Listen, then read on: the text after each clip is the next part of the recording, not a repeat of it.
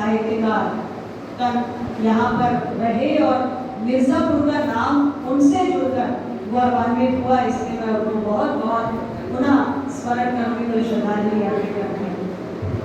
मैं सभी अपने साहित्यकारों को भी अभिनंदन करना चाहती हूँ जिनको यहाँ पर समिति की ओर से आज सम्मानित किया गया, उनके साहित्य के क्षेत्र में उत्कृष्ट योगदान के लिए। और निश्चित रूप से आगे भी आने वाले समय में भी वो अपनी रचनाओं के माध्यम से, अपनी कृतियों के माध्यम से, अपने साहित्य के माध्यम से समाज में चेतना जागृत करने का योगदान देते रहेंगे। मैं उन्हें बहुत बहुत अपनी अशेष शुभकामनाएं देना चाहती हूँ।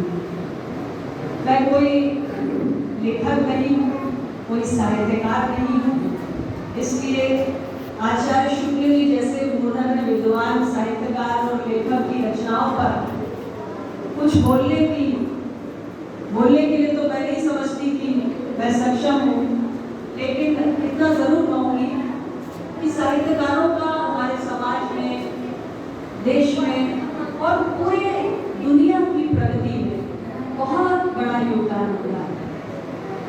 हम कल्पना करें कि वो समाज क्या होगा, वो देश क्या होगा, वो दुनिया क्या होगी जहाँ साहित्यकार नहीं होंगे, जहाँ साहित्यकारों की रचनाएं नहीं होंगी। आज हम अपने इतिहास को क्यों जानने वाले, हम अपने सिविलाइजेशन को, अपने सभ्यताओं को कैसे जान पाते।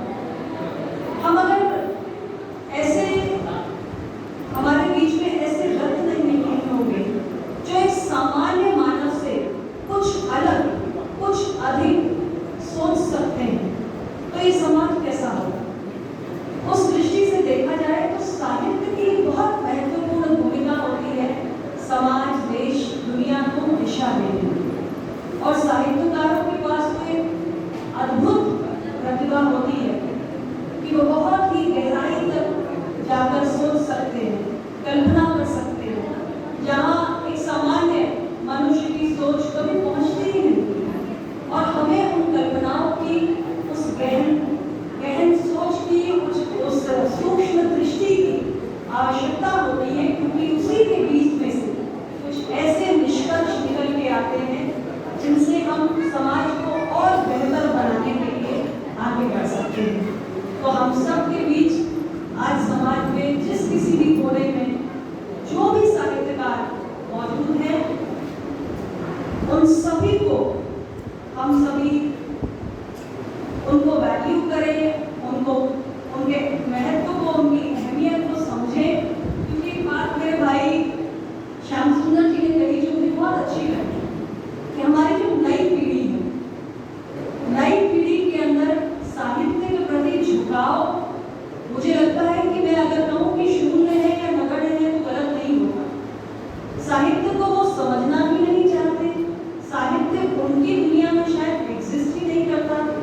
और साहित्य के प्रति रुचि तो बहुत दूर की बात है, मुझे लगता है कि तो शायद अनभिज्ञ है कि साहित्य भी एक ऐसी धारा है जिससे जुड़ने की जीवन में आवश्यकता होती है। क्योंकि किसी भी मनुष्य के व्यक्तित्व को भी परिपक्वता, गहन चिंतन, गहन सोच से ही मिलती है। और साहित्य कहीं ना कहीं हमारे अंदर उस अनुभूति को उत्पन्न करता है।